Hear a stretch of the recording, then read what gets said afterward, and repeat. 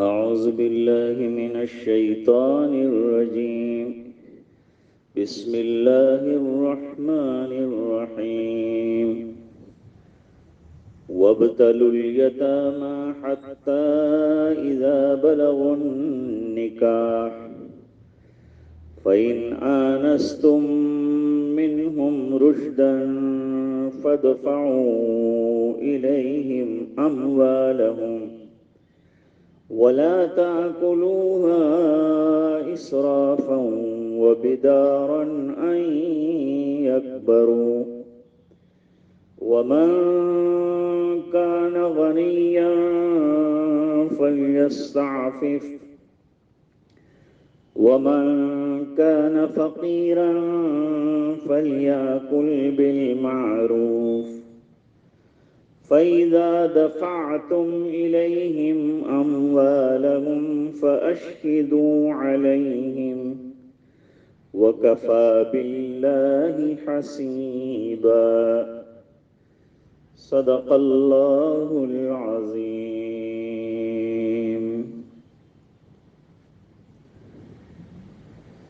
گزشتہ سبق میں بے عقل اور کم عقلوں کو مال جیسی نعمت سپرد کر کے اسے گھاٹے میں نہ ڈالیں. مال کی نگرانی ذمہ دار خود کرے، حسب ضرورت اس میں سے ضرورت مندوں کو اور اپنے ماتحت جو بچے یتیم ہیں ان کو اور اہل خانہ کو کھلاتے رہیں.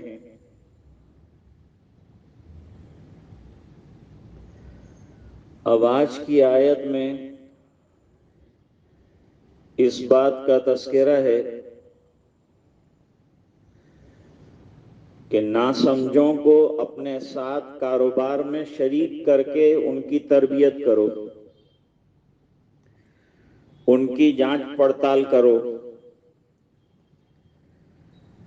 دکان ہے تو دکان کے اندر ان کو کام میں لگاؤ، کھیتی ہے تو اس میں لگاؤ. نفع نقصان انہیں سمجھ میں آتا ہے کہ نہیں آتا، اس کا امتحان لو.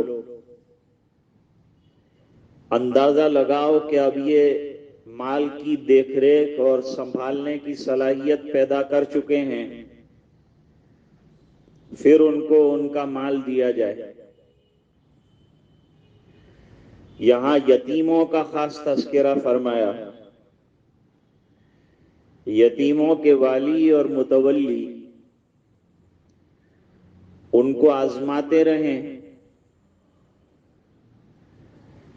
اور آزمائش کی شکل یہ ہے کہ ان کو کچھ کام سپرد کیا جائے، سب سمجھایا بھی جائے، سکھایا جائے، تربیت کی جائے. تو مقصد یہ ہے کہ جب تک یتیم اپنی جائیداد کا انتظام خود چلانے کے قابل نہ ہو جائے، تم خود متولی کی حیثیت سے ذمہ دار رہو اور اس کے مال کو سنبھالے رہو اور کام کرتے رہو. ساتھ ہی ساتھ ان کی تربیت بھی کرو تاکہ وہ اس قابل ہو جائیں کہ کاروبار خود سنبھال لیں.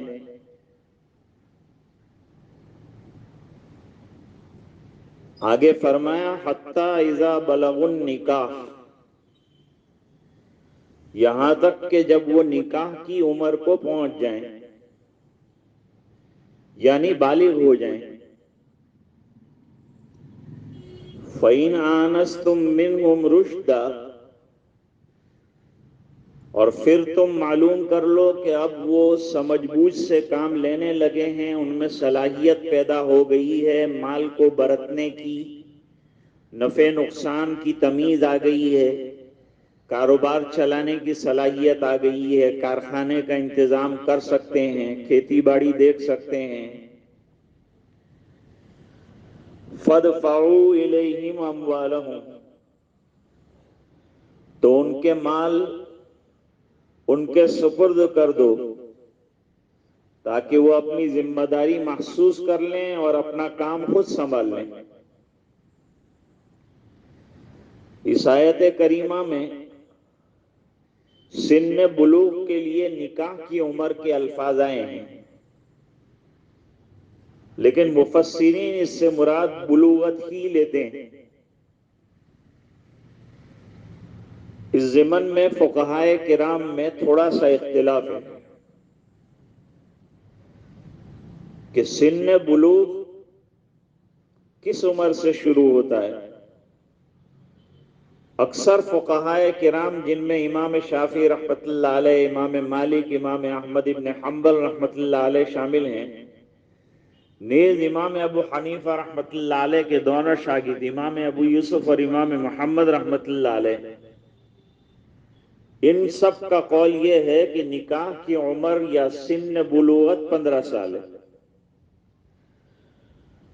تاہم حقیقی بلوغ لڑکے کے لیے جب احتلام آ جائے اور لڑکی کے لیے جب حیض آ جائے وہ ہے۔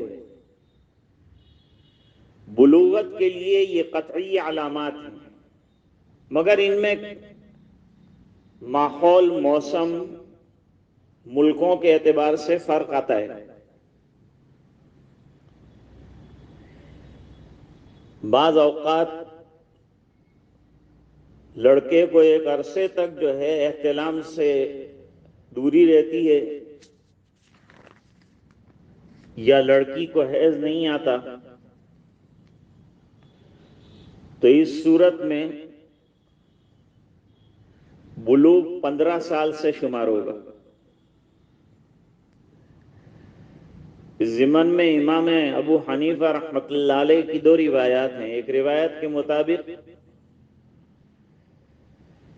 سن بلوغت میں آپ بھی باقی ائمہ کے ساتھ متفق ہیں، اور دوسری روایت میں 18 سال لکھا ہے۔ بہرحال جب سن بلوغت کو پہنچ جائیں اور ان میں سمجھ بوجھ پیدا ہو جائے، نفع نقصان کی تمیز کرنا ان کو آ جائے، مال کو برتنا، رکھنا، سنبھالنا، ضائع ہونے سے بچانا، یہ سب صلاحیتیں ان میں پیدا ہو جائے، یہ شرعی اعتبار سے بلوغ ہو گیا ہے، تو پھر یتیموں کے متولیوں کو ہدایت فرمائی کہ وہ مال کو جو سپرد کریں اس سے پہلے مال کو ناجائز طریقے پر جلدی جلدی اڑا کر ختم کرنے کی کوشش نہ کریں۔ یتیموں کے مال کو، یتیموں کے مال میں اللہ تعالیٰ نے بڑا احتیاط کرنے کا حکم فرمایا، ان کی پرورش تربیت کرنے کا بڑا ثواب بھی بتایا ہے، اور ان کا مال کھا جانے والے کو بہت بڑا ظالم بھی قرار دیا ہے، اور کہا ہے کہ ایسے لوگ جو یتیموں کا مال کھا جاتے ہیں وہ در حقیقت اپنے پیٹ انگاروں سے بھر رہے ہیں۔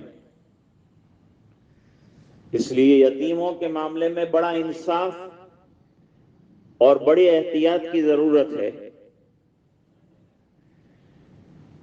تو متولیوں کو چاہیے کہ فضول خرچی کر کے یتیموں کے مال کو ضائع نہ کر دیں، اسراف سے کام نہ لیں۔ اسراف حد سے بڑھنے کو کہتے ہیں۔ تو جو مال یتیموں کا ہے اس میں جائز طریقے سے تصرف کریں، اور یتیم کا نقصان نہ ہو جائے اس کا خاص طور پر خیال رکھیں۔ اور اگر یہ خیال رکھیں کہ ان کا مال بڑھتا رہے، اور جب ان کے حوالے کرنے کا موقع آئے تو ان کے ہاتھ میں اچھی خاصی رقم، اچھی خاصی جائیداد، مکان، کاروبار وغیرہ آئے کہ اپنا کام سنبھال کر اپنی زندگی سنبھال لیں، جب تو بہت اچھی بات ہے اور ثواب کا کام ہے۔ تو اسراف کر کے یتیموں کے مال کو ضائع مت کر ڈالو کہ بڑا ہوگا تو سب مال اس کے حوالے کرنا پڑے گا، اس سے پہلے جو ہے اس کو اڑا کر خرچ کر دیا جائے، ایسا مت کرو۔ یتیم کو بے سہارا کرنے کی کوشش مت کرو، بلکہ وہ اپنے پیر پر کھڑے ہو جائے اس کا خیال رکھو، اور اس کا مال خرچ کرنے میں جلدی مت کرو۔ بدارن کے معنی جلدی کرنا، اللہ تعالیٰ نے اس سے ممانعت فرمائی. مبادرت جلدی کرنے کو کہتے ہیں. جیسے حدیث میں فرمایا بادروا بالاعمال سبعا، 7 چیزوں کے آنے سے پہلے پہلے اپنے اعمال صالحہ میں جلدی کرو. حضرت شیخ الاسلام بھی یہی فرماتے ہیں کہ یتیم کے مال کی بہت حفاظت کرنی چاہیے اور بوقت ضرورت بقدر ضرورت اس کو خرچ ہونا چاہیے اور اس کا حساب پورا رکھنا چاہیے. اب سوال پیدا ہوتا ہے کہ متولی جو ہوگا وہ 2 قسم کا ہوگا. ایک متولی اور ذمہ دار اور ولی وہ ہے جس کو اللہ تعالیٰ نے بہت مال و دولت سے نوازا ہے. اس کو یتیموں کی جائیداد، مکانات، کاروبار دیکھنے میں کوئی الگ سے خرچ نہیں ہوتا، اور اگر وہ یتیموں کو اپنے مال میں سے کھلاتا ہے تو اس کے مال میں کوئی کمی نہیں ہوتی. تو وہ یتیموں کے مال سے بچے، اس کو بڑھانے کی فکر میں رہے اور اس کا حساب پورا پورا رکھے اور اپنے پاس سے کھلائے پلائے.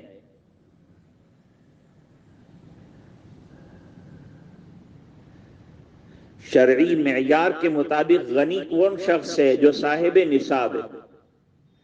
ومن کان غنیا، غنی کون ہے؟ مالدار کون ہے؟ مالدار وہ ہے جو صاحب نصاب ہے، زکوٰۃ ادا کرتا ہے، قربانی دیتا ہے، صدقہ فطر ادا کرتا ہے. مقصد یہ ہے کہ اگر ایسا شخص اپنی اور اپنی بیوی بچوں کی جائز ضرورت اپنے مال سے پوری کر لیتا ہے، کر سکتا ہے، تو پھر وہ یتیم کی سرپرستی کا معاوضہ وصول نہ کرے بلکہ للہ فی اللہ خدمت کرتا رہے تو یتیم کی خدمت کرنے کا بڑا اجر ملے گا. حضور پاک صلی اللہ علیہ وسلم نے فرمایا انا وکافل الیتیم کہاتین، شہادت کی اور پڑوس والی انگلی جوڑ کر حضور نے فرمایا میں اور یتیم کی کفالت کرنے والا آخرت میں یوں ساتھ رہیں گے. تو حضور کی معیت اور ساتھ نصیب ہوگا. کتنا بڑا ثواب کا کام ہے. اگرچہ یہ ذمہ داری کا کام بھی ہے ایک ایک پیسے کا حساب رکھنا. ہمارا پیسہ یتیم کے مال میں چلا جائے کوئی بات نہیں، لیکن یتیم کا کوئی پائی پیسہ ہمارے اندر آ جائے تو یہ وعید کی بات ہے. متولی کی دوسری قسم وہ ہے کہ جو بیچارہ نادار ہے، غنی نہیں ہے، اس کے پاس اتنا اثاثہ اور اتنا مال نہیں ہے کہ وہ اپنے گھر کے اخراجات برداشت کر سکے.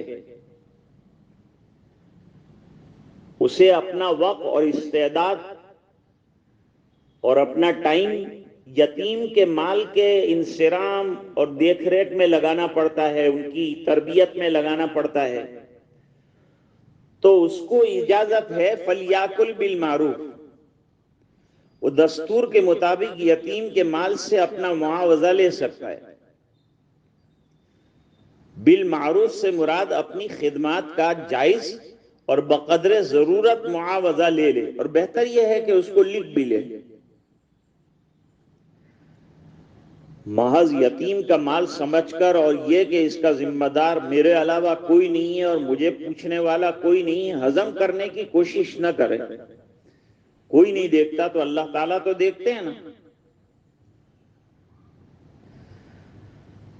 حضرت مولانا مفتی محمد شفیع صاحب رحمت اللہ علیہ اکابر علماء اور بزرگوں میں سے ہیں. دارالعلوم دیوبند میں بھی پڑھایا ہے. پھر معارف القرآن نام کی ایک تفسیر لکھی. یہ اصل میں حضرت مولانا الشاہ اشرف علی صاحب تھانوی رحمت اللہ علیہ کی تفسیر بیان القرآن کو آسان کرنے کی کوشش کی، اور عام قسم کے جو اردو دان ہیں ان کے لیے اس سے یعنی اس تفسیر سے فائدہ اٹھانا بڑا آسان ہو گیا ہے. صحت کے لحاظ سے بھی یہ تفسیر اعلیٰ درجے کی ہے.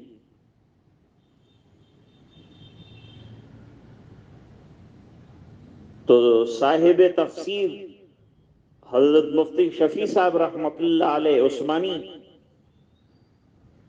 فرماتے ہیں کہ اس آیت سے یہ عام قانون بھی سمجھ میں آتا ہے کہ یہ حکم صرف یتیم کے مال کے سلسلے میں نہیں، بلکہ اس کا اطلاق ہر قومی اور ملکی ادارے کی خدمت کے سلسلے میں بھی ہے. اس حکم کے ماتحت حکومت کے ادارے، خاص طور سے محکمہ اوقاف،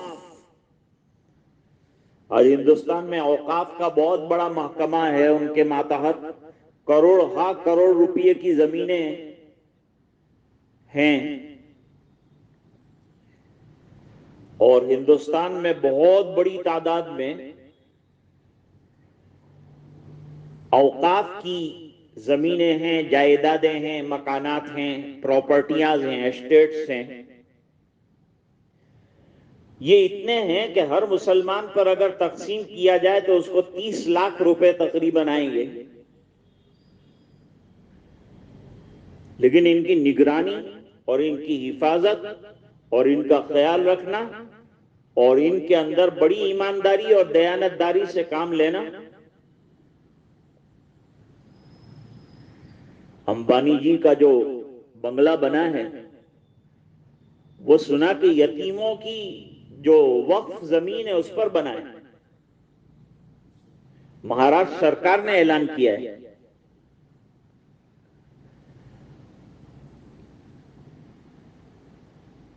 تو مساجد کا انتظام کرنے والے متولی حضرات،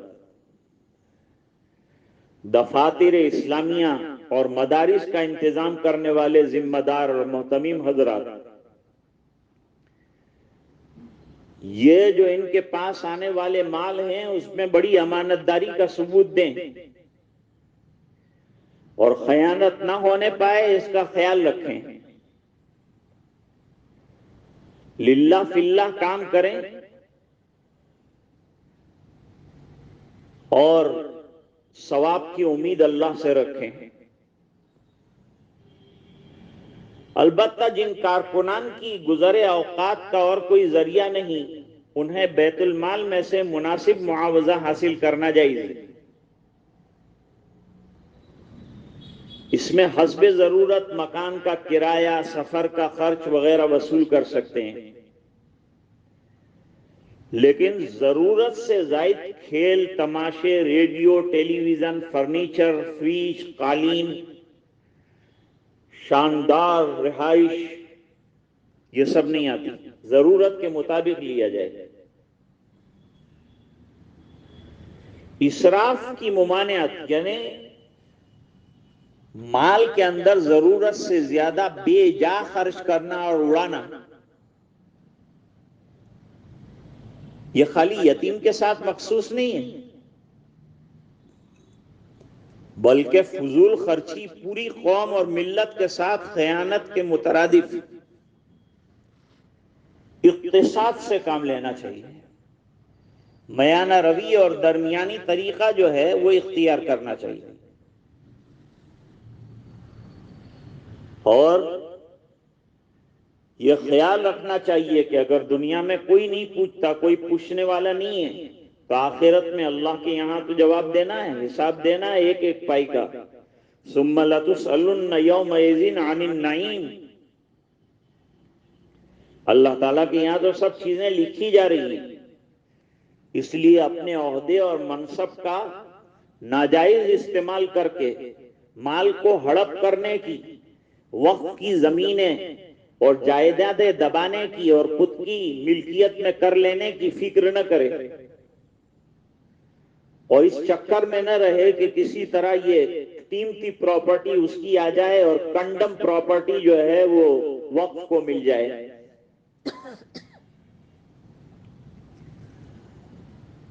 حضرت مولانا عبید اللہ صاحب سندھی رحمت اللہ علیہ فرماتے ہیں کہ اگر کوئی شخص ایسی جائیداد کے ضائع کرنے کا سبب بن رہا ہے تو لوگوں کو چاہیے کہ اس کو روکے. صرف حکومت ہی کی ذمہ داری نہیں بلکہ جماعتی یا انفرادی ہر سطح پر یہ ذمہ داری محسوس کی جانی چاہیے. جس کسی کے دائرے میں کوئی نقصان ہو رہا ہے اس کا فرض ہے کہ وہ اپنی حیثیت کے مطابق اس کا سد باب کرے، سامنے والے کو روکے، سمجھائے محبت سے، ورنہ یہ نقصان بڑھتا جائے گا. لیکن آج تو عہدوں پر جو لوگ بٹھائے جاتے ہیں اور جن کو ذمہ دار بنایا جاتا ہے وہ بھی کافی جو ہے رشوتیں لیتے ہیں، پیسہ لیتے ہیں اور ایسی جائیداد پر ناجائز قبضہ کرنے کی کوشش کرتے ہیں، اور حکومت کے نمائندے فضول خرچیوں میں بھی اس کو اڑاتے ہیں.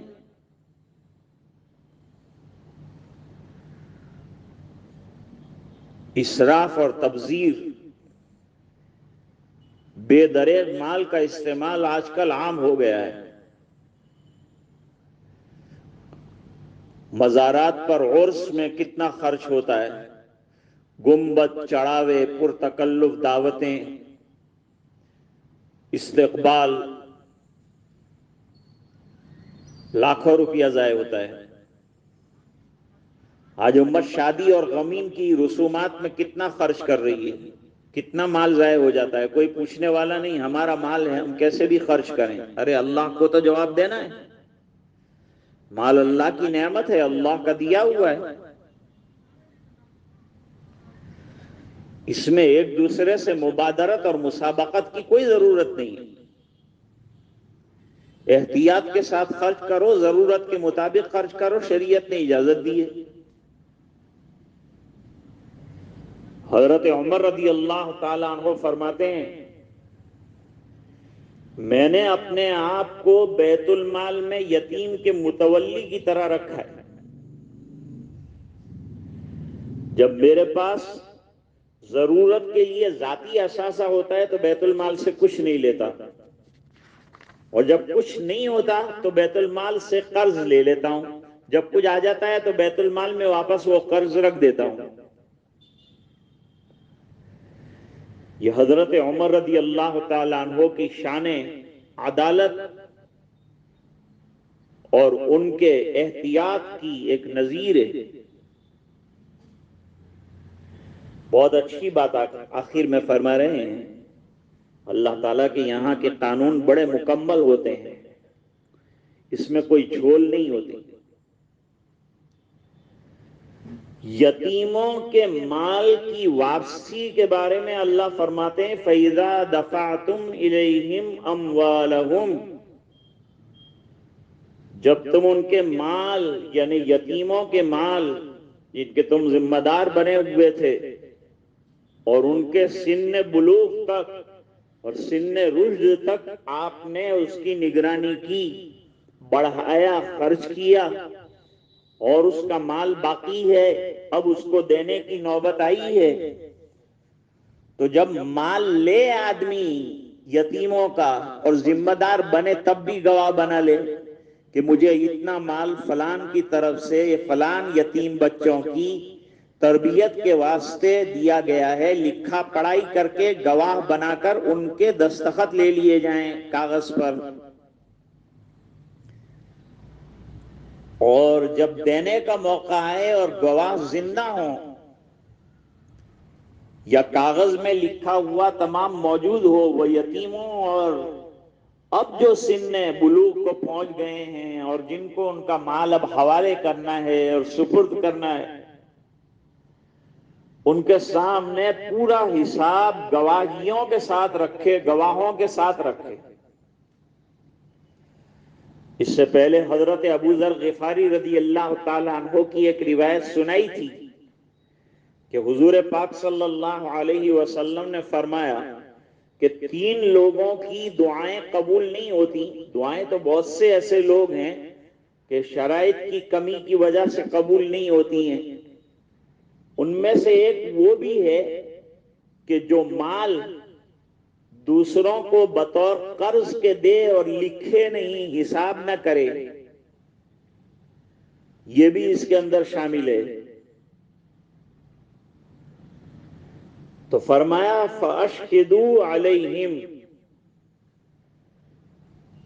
اس کے اوپر گواہ بنا لو، تاکہ بعد میں وہ بچے جو ہیں کہیں یہ نہ کہیں کہ بھئی چچا جان نے، مامو جان نے، ذمہ دار نے ہمارا بہت مال تھا سب کھا لیا، کیونکہ جب لیا تھا تب بھی حساب موجود ہے، جب دیں گے جب بھی حساب موجود ہے، گواہ بھی موجود ہے، تو آپ کے اوپر خیانت کا الزام اگر وہ بعد میں لگا بھی دیں تو کوئی حرج نہیں ہوگا، اور اللہ تو گواہ ہے ہی۔ مقصد یہ ہے کہ لین دین فریقین صرف اپنے طور پر انجام نہ دیں، بلکہ ایسا کام گواہوں کے روبرو کریں، تاکہ کسی وقت کوئی تنازع، کوئی جھگڑا پیدا نہ ہو، اور ہو بھی جائے تو نپٹانا آسان ہو۔ اس لیے اس میں اغماس سے کام نہیں لینا چاہیے۔ سورۃ البقرہ میں جہاں ادھار اور لین دین کے مسائل بیان ہوئے ہیں، وہاں پر بھی گواہ بنانے کا تذکرہ آیا ہے کہ اس قرضے کے لین دین پر بھی گواہ بنا لو، گواہ قائم کر لو۔ اسی طرح یتیموں کے متولی کی حیثیت سے ان کے مال کو قبضے میں لو تو اس وقت بھی گواہی، اور جب انہیں سپرد کرو تو اس وقت بھی لکھا پڑھائی ہو، گواہی ہو، تاکہ بعد میں نہ الزام لگے، نہ خیانت کا موجب قرار پائے، تاکہ سب کے علم میں آ جائے کہ متولی نے کتنا مال حاصل کیا تھا، کتنا خرچ کیا اور کتنا واپس کر رہا ہے، اس کا پورا حساب اس کے پاس ہونا اچھا ہے۔ متولی حضرات کے پاس مساجد کے اور اپنی مسجد کے وقف کے اور اس کی آمد کے اور خرچ کے تمام حساب، اسی طرح اہل مدارس کو بھی یہ خیال رکھنا چاہیے کہ اپنا آمد و رفت کا خیال، خرچ تمام پورا لکھا ہوا بڑی امانت داری کے ساتھ موجود ہو۔ یہ امت کی امانت ہے، اس کو حقدار تک پہنچانا ہے، ورنہ ذمہ داری کا ٹوکرا ہمارے سر پر آ سکتا ہے۔ لین دین میں دیانتداری کا قانون بتلانے کے بعد اللہ تعالیٰ نے توجہ دلائی کہ اگر تم قانون کی پابندی سے گریز کرو گے تو یہ مت سمجھنا کہ تمہیں کوئی پوچھنے والا نہیں۔ تم دنیا میں ہو سکتا ہے قانون کی نظر سے بچ جاؤ، لیکن اللہ کے یہاں حساب ہوگا، وَكَفَى بِاللَّهِ حَسِيبًا، اللہ تعالیٰ حساب لینے کے لیے کافی ہے۔ ہمیں اس کے دربار میں حاضر ہونا ہے، منہ دکھانا ہے، وہاں کوئی ہیلا بہانہ نہیں چل سکے گا، وہاں پائی پائی کا حساب دینا پڑے گا۔ عام طور پر مال و دولت انسان کی کمزوری ہے، اس کی چمک دمک دیکھ کر جائز ناجائز کی تمیز کبھی کبھی انسان بھول بیٹھتا ہے۔ اللہ حفاظت فرمائے۔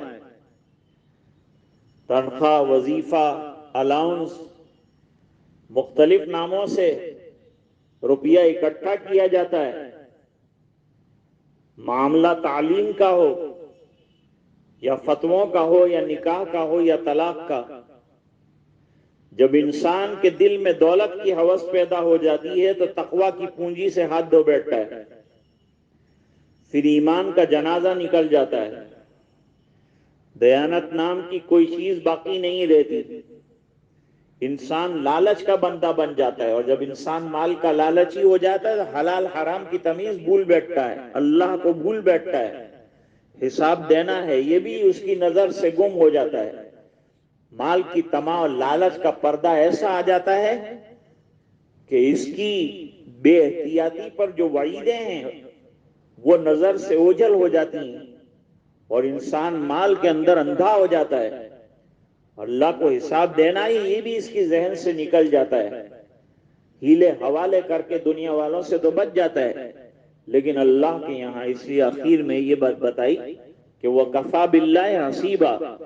یاد رکھو اللہ کافی ہے حساب لینے والا، دنیا والے نہیں لیں گے تو اللہ کے یہاں حساب دینا پڑے گا. اس لیے اس کا بڑا خیال رکھنا چاہیے مال کے سلسلے میں، اور یتیموں کے مال کے سلسلے میں.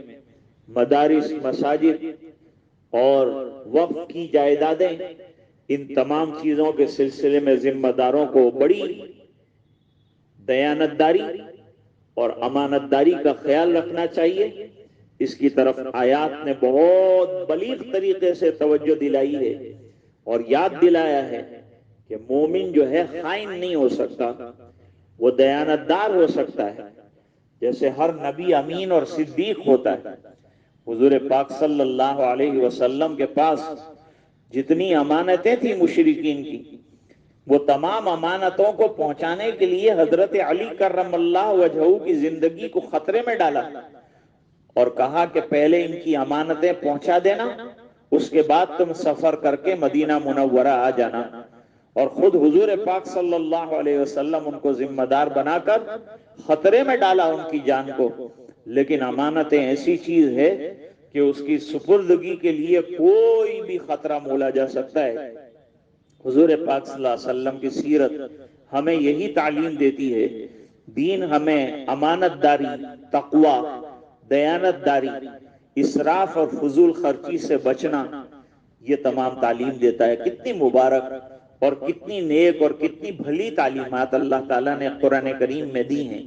لوگ قرآن کریم کو اس نیت کے ساتھ پڑھیں کہ اس کو سمجھیں گے، اس کے احکام پر غور کریں گے تو انشاءاللہ اس کا بڑا فائدہ ضرور بھی ضرور ظاہر ہوگا اور بہت سی چیزوں کی اصلاح اس کے ذریعے سے ممکن ہوگی. اللہ تعالیٰ ہم سب کو سمجھنے کی توفیق عطا فرمائے.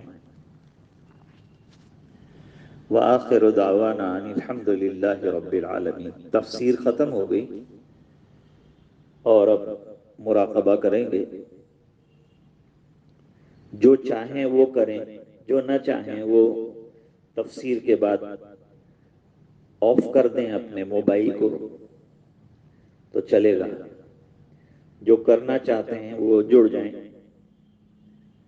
اس میں کوئی حرج کی بات نہیں ہے. مراقبہ اللہ کی رحمت کے انتظار میں اپنے اپنے طور پر اپنے گھر میں بیٹھنا ہے اور دھیان اللہ کی طرف دینا ہے کہ ہمیں مر کر اللہ کو حساب دینا ہے، اللہ کے سامنے کھڑے ہونا ہے. ہمارے اعمال کا حساب ہوگا، ہمارے اموال کا حساب ہوگا. ہم جس کے ذمہ دار ہیں ان کے بارے میں ہم سے پوچھا جائے گا. یہی سب چیزیں تو مراقبے کا خلاصہ ہیں. اور مراقبے سے اللہ کا دھیان نصیب ہوتا ہے، اور جب آدمی کو اللہ کا دھیان نصیب ہوگا، ہر وقت اللہ کا دھیان رہے گا، تو غلطیوں سے، گناہوں سے، کبائر سے، صغائر سے اللہ تعالیٰ بچا لیں گے، نیکیوں کی توفیق عطا فرمائیں گے، کرم فرمائیں گے. اس لیے چند منٹوں کے لیے مراقبہ کر لیتے ہیں. آنکھیں بند ہو، سر کو دل کی طرف جھکایا جائے اور ایک ہی لو لگا کر یہ تصور کیا جائے کہ اللہ کی رحمت تو بارش کی طرح برس رہی ہے، میں غافل ہوں اس لیے مجھے پتہ نہیں چلتا. تو اللہ کی رحمت برس رہی ہے، دلوں پر اتر رہی ہے، برس رہی ہے، اور دل اللہ اللہ اللہ اللہ اللہ کر رہا ہے. دل کو اللہ اللہ کرنے والا بنانا چاہیے. ہمارا سب وقت دنیا کی چیزوں میں گزرتا ہے. اللہ تعالی ہمیں اپنی طرف متوجہ ہونے کی سعادت سے بہرور فرمائے. اب مراقب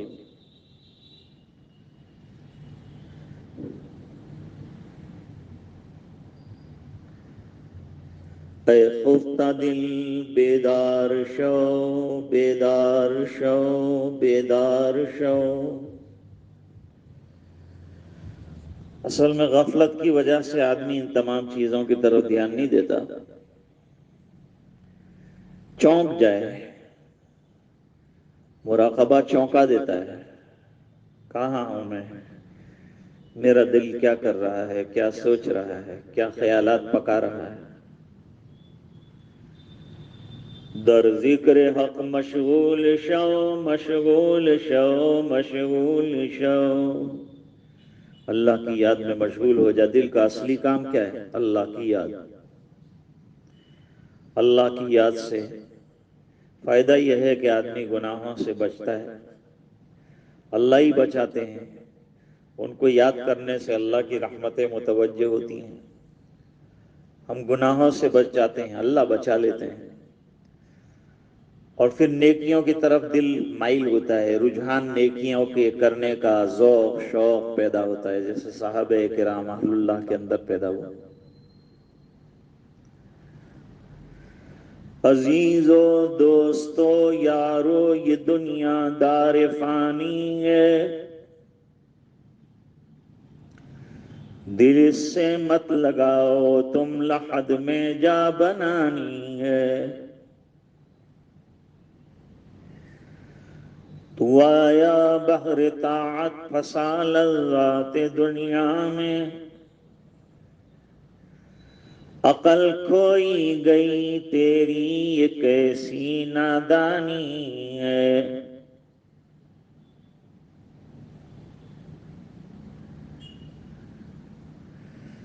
تو روزے رکھ نمازیں پڑھ خدا کو یاد کر ہر دم،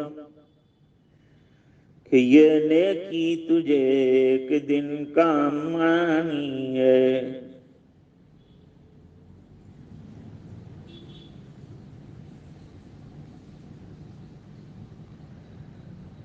مراقبہ کر رہے ہوں تو یہ سوچنا چاہیے کہ آج کہا گیا تو میں نے آنکھیں بند کی، ایک دن آنکھوں پر جسم پر میرا اختیار ختم ہو جائے گا، زندگی کا کوئی بھروسہ نہیں۔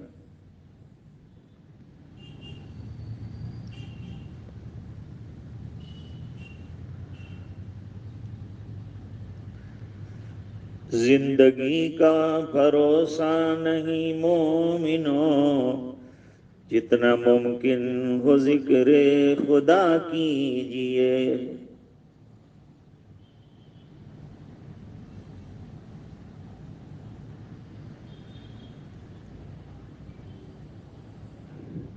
لا الہ الا اللہ وحدہ لا شریک لہ لہ الملک والحمد۔ اب دعا کریں۔ بسم اللہ الرحمن الرحیم، سبحان اللہ وبحمدہ عدد خلقہ ورضا نفسہ وزینت عرشہ ومداد کلماتہ۔ اللہم لک الحمد کما ینبغی لجلال وجہک وعظیم سلطانک۔ اللہم صلی علی سیدنا محمد کلما ذکرہ الذاکرون وکلما غفل عن ذکرہ الغافلون۔ رب اغفر وارحم وتجاوز عما تعلم انک انت العز الاکرم۔ اللہم ان قلوبنا ونواصینا وجوارحنا بیدک لم تملکنا منها شیئا، فاذا فعلت ذلك بنا فکن انت ولینا واہدنا الی سواء السبیل۔ اللہم آت نفوسنا تقواها وزکها انت خیر من زکاها انت ولیها ومولاها۔ یا مقلب القلوب ثبت قلوبنا علی دینک، یا مصرف القلوب صرف قلوبنا الی طاعتک، یا ذا الجلال والاکرام یا ارحم الراحمین۔ اللہم طہر قلوبنا من النفاق واعمالنا من الریاء والسنتنا من الکذب وعیوننا من الخیانہ، فإنک تعلم خائنۃ الاعین وما تخفی الصدور۔ اے اللہ ہمارے گناہوں کو معاف فرما، اے اللہ ہماری کوتاہیوں سے درگزر فرما، اے اللہ ہمارے گناہوں کی وجہ سے ہماری بڑی پکڑ نہ فرما، چھوٹی پکڑ نہ فرما۔ اے اللہ ہم آزمائش کے قابل نہیں ہیں، بہت کمزور ہیں، پھسل جائیں گے۔ اے اللہ کرم کے بھکاری ہیں، اللہ مغفرت کے طلبگار ہیں، امیدوار ہیں، کرم کر دے، رحم کر دے، پوری امت کی مغفرت کے فیصلے فرما دے۔ اللہ ہمارے گناہوں کی وجہ سے اور پاداش میں یہ بلائیں اور وبائیں اور آزمائشیں آئی ہیں، اللہ اپنے فضل سے انہیں دور فرما دے، اس وبا سے پوری دنیا کو چھٹکارا نصیب فرما دے، زندگی کو پہلے کی طرح نارمل فرما دے۔ اے اللہ امن و امان حفظ اور اطمینان والی زندگی نصیب فرما، ایمان والی زندگی، تیرے دھیان والی زندگی، غفلت والی زندگی سے حفاظت فرما اللہ، گناہوں سے اور معصیات سے ہمیں دور فرما دے اے اللہ، اے اللہ کرم کی بھیک دے دے اے اللہ، ہمارے گناہوں کو معاف فرما دے اے اللہ، تو بڑا غفار ہے، تو بڑا کریم ہے، تو بڑا ستار ہے، ستاری کا معاملہ فرما دے اے اللہ، پردہ پوشی کا معاملہ فرما دے، دنیا آخرت میں ستاری فرما دے اے الہ العالمین، اس وبا سے ہماری حفاظت فرما، ہماری اولاد، احفاد، خاندان، تمام لوگوں کی حفاظت فرما اے اللہ، ہمیں ذاکر بنا دے اللہ، تیرا دھیان رہنے والا، اور اللہ ہر دم تجھے یاد کرنے والا بنا دے، تیرا نام لینے والا بنا دے، ہماری زبانوں کو ذاکر بنا دے اللہ، ہمارے دلوں کو شاکر بنا دے، تیرے فیصلوں پر اللہ اطمینان نصیب فرما دے، تیری رضا والے کام کرنے کی توفیق عطا فرما دے، نمازوں کا پابند بنا دے، تلاوت کا شیدائی بنا دے، تو ہم سے راضی اور خوش ہو جا اور ہمیں اپنا بندہ بنا دے اے الہ العالمین، ہمارے قلوب سیاہ ہو چکے ہیں گناہ کر کر کے اللہ، ان کو نور معرفت سے منور فرما دے اے اللہ، یہ مشائخ کے فیض اور سلسلے جو چل رہے ہیں اللہ، ان سے ہم کو فیضیاب فرما، ہمارے دل پتھر بن چکے ہیں اللہ، ان کو موم بنا دے اللہ، تیری یاد کا خوگر بنا دے، تیرا عاشق بنا دے، نبی کریم صلی اللہ علیہ وسلم کی سنتوں کا شیدائی بنا دے اللہ، ذاکرانہ اور شاکرانہ زندگی عطا فرما اے اللہ، جو بیمار ہیں اسپتالوں میں زیر علاج ہیں اللہ، ان تمام کو شفا کاملہ عطا فرما کر گھر خیریت کے ساتھ پہنچا دے اور اے اللہ، جو لوگ گھروں میں علاج کر رہے ہیں ان کو بھی شفا کاملہ عاجلہ نصیب فرما اے الہ العالمین، ایمان پر دنیا سے چلے گئے جو لوگ اے اللہ، ان میں بہت سے علماء ہیں، بہت سے حفاظ ہیں، بہت سے دیندار ہیں اللہ، سب کی مغفرت فرما دے، جميع مسلمانوں کی مغفرت فرما دے اور ان کے جتنے رشتہ دار ہیں اللہ، ان تمام کو صبر جمیل اور اجر جزیل عطا فرما دے اے اللہ، اپنی رضا اور اپنی خوشنودی والی زندگی سے ہمیں مالا مال فرما دے اے الہ العالمین، ہمارے والدین کی اور رشتہ داروں کی جو دنیا سے تشریف لے گئے اللہ، مغفرت فرما دے، جو زندہ ہیں اللہ، ان کی خدمت کرنے کی ہمیں توفیق عطا فرما، سعادتوں سے بہرور فرما اے الہ العالمین، امن و امان، عافیت، عزت والی زندگی نصیب فرما اے اللہ، مسلمانوں کی جان، مال، عزت، آبرو کی حفاظت فرما اے اللہ، جو ظلم کے قوانین بن رہے ہیں، جو ظالمانہ فیصلے ہو رہے ہیں، ان کو ناکام کر دے اے اللہ، دشمنوں کی اسکیموں کو فیل فرما دے اور حق والوں کی مدد فرما دے، نصرت فرما دے دنیا میں جہاں جہاں مظلوم ہیں اللہ، ان تمام کی نصرت اور مدد فرما اور اللہ، ظالموں کی سرکوبی فرما اور تو ہی ان سے نپٹ اے اللہ، جو بیمار ہیں انہیں شفا عطا فرما، جو عافیت کے ساتھ ہیں ان کی عافیت میں مزید ترقی عطا فرما اے اللہ، ہدایت والی، تیرے دھیان والی زندگی نصیب فرما، دلوں کے بگاڑ دور فرما اے اللہ، اصلاح فرما، ظاہری باطنی اصلاح فرما، سنتوں کی پیروی نصیب فرما، دین پر 100% عمل کرنے والا، چلنے والا بنا دے اور تو ہم سے راضی اور خوش ہو جا اے الہ العالمین، خیر کی لائن سے آقا نامدار نے جو چیزیں مانگی ہیں اللہ، ہم سب وہ تجھ سے مانگتے ہیں اور جس سے پناہ مانگی ان تمام سے پناہ نصیب فرما اے اللہ، یہ دعائیں اپنے فضل و کرم حبیب پاک صلی اللہ علیہ وسلم کی برکت سے قبول فرما برحمتک یا ارحم الراحمین۔